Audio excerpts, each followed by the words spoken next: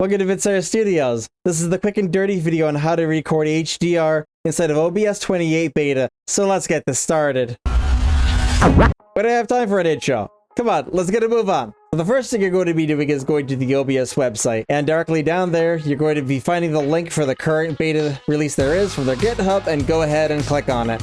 Once you click on it, you can read through the patch notes if you want, or you can just go immediately to the bottom and find the files. You can download and install either the exe or do the standalone. I'd highly recommend the standalone right now because if you install the exe, odds are it's going to brick any of the plugins that you have and you're going to have a very bad day. Once you have it downloaded and opened up, the first thing I suggest you do is jump on over to the profile and scene selection and make sure to create a specifically 28 beta profile so that you're able to get it set up and edited the way you want and it doesn't mess with any of your main profiles that you may be using currently. After that, go ahead and click on the settings tab. Once you open that up, we're going to jump down immediately to advanced. Going to change the color format to PO10 and color space to Rec 2100. Other than that, technically you can leave this here as it is and not mess with it unless you want to later on. You jump over to the output then, go to recording. Now, set your recording path, of course. If you're doing a local recording that you're going to upload right to YouTube afterwards, you can leave this as MKV. If you're going to edit afterwards in Davinci Resolve, I highly recommend swapping it over to MOV or MP4 because MKV still has kind of a bad day inside of Davinci Resolve. After that, over to the encoder section, you're going to have to set this to a HEVC from NVIDIA to the VC or AMF from AMD or the QuickSync one from Intel. From what I understand, the QuickSync one still isn't working, so hopefully they get that updated quickly so that you can use it. After that, you're going to jump down to the encoder settings, and if you're going to be uploading directly to YouTube immediately after, you may want to set the bit rate to around 20 to 30 megabits per second. If you're doing a local recording, depending on what you are doing, if it's like 4K, I would recommend for 200 megabits per second, but that's personal preference. Keyframe as low as possible, so it makes it easier for the editing itself. Preset, find whatever your machine can handle, and profile needs to be main 10. If you're not doing it in main 10, you are not going to be doing it in an actual HDR recording. Max B-frames, if it's going direct to upload, again, set the B-frames to 1. That seems to be the highest quality that you're going to get out of it, or set it to 0 if you're doing a recording and editing again later. Other than that, set up any of the settings that you specifically need for yourself and then hit OK. The last bit that you need to do is add the game video that you want to capture. Double click on that, add the game that you specifically want to record, and under RGB 10, go ahead and change it from sRGB to Rec 2100 PQ. Hit OK, and there you go, you've got HDR recording fully set up inside OBS 28. If all you're doing is a quick local recording and setting it up directly to YouTube afterwards, then you're already set. If not, then continue on to the next part and to do it inside Davinci Resolve on how to get it edited.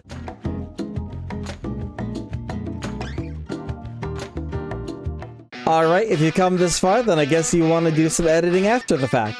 So, where you're going to be going in Davinci Resolve is up to File, then Project Settings.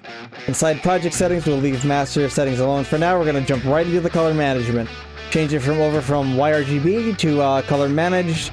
Take it off of Automatic Color Management and click that drop-down box, go down to Custom, and from here you gotta change the input timeline and output all to Rec 2100 ST2084. And make sure the timeline workspace luminance is set to 1000 or whichever one you have it set to, and you can also set the HDR mastering to 1000 nits as well. After that, jump up to the master settings, set the timeline resolution and the FPS you're going to be editing it out. And I recommend setting it for your video monitor out to be as close to the same as possible that you can do. I have a Decklink Mini Monitor 4K, which will do 30 out at 4K resolution, but you can have the timeline frame rate at 60, that is perfectly fine. Don't forget to change the video bit depth to 10-bit, and also enable HDR metadata to pass through the HDMI cable. This way it'll actually output to your HDR monitor properly while you do the editing.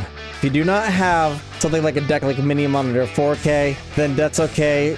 There's another dirty trick you can kind of use for the editing that we'll get to in the extra tips at the end, so stay tuned. Once you get that done, go ahead and import your footage, open it up, edit it as you would like, and then jump on over to the deliver page. Over here, it's going to be pretty much the same as you did inside of Open Broadcaster software. We're going to change this on over to H.265. Use the encoder of your preference. If you do it though natively, it still does not have main 10, so you're going to have to use hardware encoding.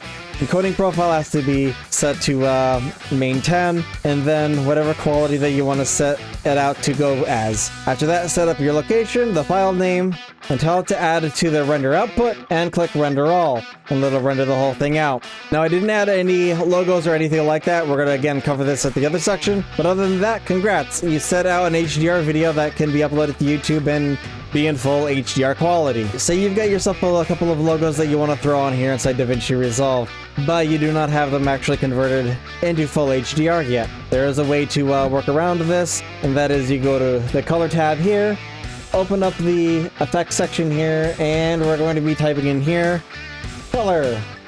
We're going to be looking for the color space transform right here. Now for the input here, you're going to change the input and for color space and the input for gamma. And you're going to swap this on over to sRGB.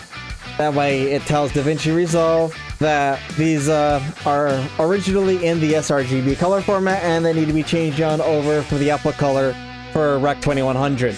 The other thing to cover on in here is say you do not have a Decalink Mini Monitor 4K outer, something of the sort, to preview it on an HDR monitor that Davinci Resolve can just preview directly from there. There is sort of a hacky way around this. In order to do this, go to File, Project Settings, and under Color Management, for output color, you're going to be changing this back on over to Rec 709 Gamma 2.4 and hit Save. And you'll notice here it gives you kind of a preview for it in the standard resolution.